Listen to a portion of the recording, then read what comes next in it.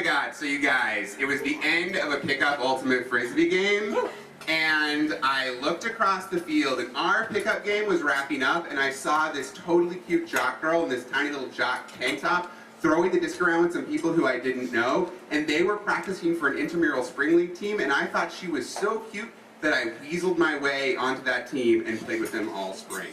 Her name was Raina. So the fact that I played with those folks all spring earned me an invitation to the going away party of Raina's boyfriend at the Essen House in Madison, Wisconsin. And the Essen House, it's an authentic German bar where the waitresses wear lederhosen and you can drink beer from a glass boot if that's your thing. And you'd think I'd be pretty excited that it was her boyfriend's going away party, but like, this dude looked like that lead actor in the show Arrow, and if you haven't seen it, in the opening sequence, he does these pull-ups so hard that he's able to like jump up through a series of hooks. Like, he looked like that guy that didn't really bode that well for me that Raina was in my league. But whatever, I kept hanging out with her and we became pretty good friends, and Raina and proximity to Raina would inform a lot of my ultimate frisbee decisions over the next 3 years that I spent in Madison. Which is too bad because she was an elite player and I just wasn't, but we became close enough friends that when whatever guy she was sleeping with since her boyfriend left made her feel bad, she would call me to go on long walks with, so that was nice. And so one night after one of those long walks where she's complaining about guys in med school, I drive her home and we're in my little Ford Focus ZX3 Easter egg blue, and I tell her how I feel, and that never works. And so she looks out the windshield of my car and she's like, yeah, we're just gonna be friends, and we were just friends. And so I moved to Philadelphia in 2005, and she and I spent a lot of time talking on the phone together about, like, you know, guys and finishing up med school and whatever. And she kept inviting me on all these different trips that she was taking. She was going to all these towns to interview for after med school jobs, and she was also taking vacations, which is something people who expect to have money one day do. But like, I could never afford to do any of these things with her until she told me she was going to have an interview at UVA in Charlottesville, Virginia. And I was living in Philadelphia, and that was doable, so I agreed to make a long weekend of her, and I drove down to Charlottesville. And I went up to the hotel room where she was staying. She was already there, and I met her there, and she gave me a big hug, and she told me it was great to see me, but there was a problem.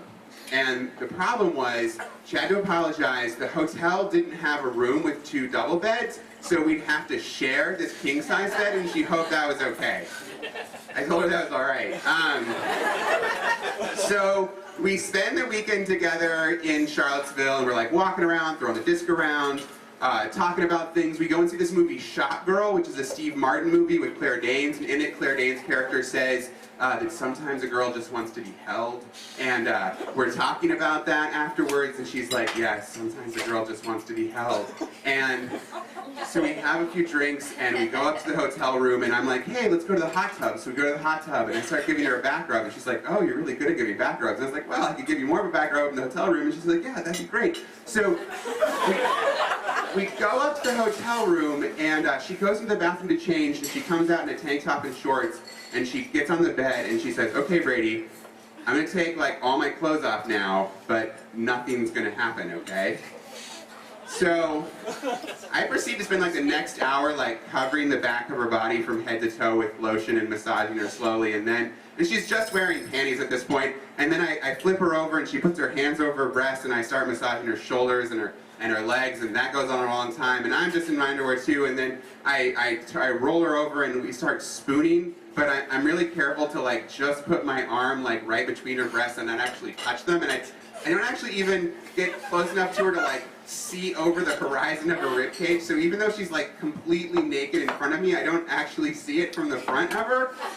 And I keep my hips far enough away from her that she can't tell how uncomfortable this is for me. And so eventually we just get our clothes on and go to sleep. But at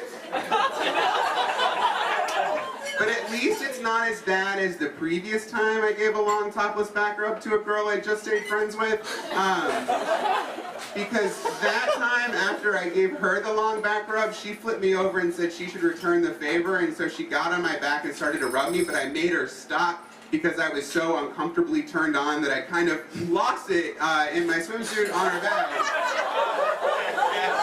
So at least it wasn't that bad, or maybe that way's better. I don't know. That's your call. Thanks a lot, everybody.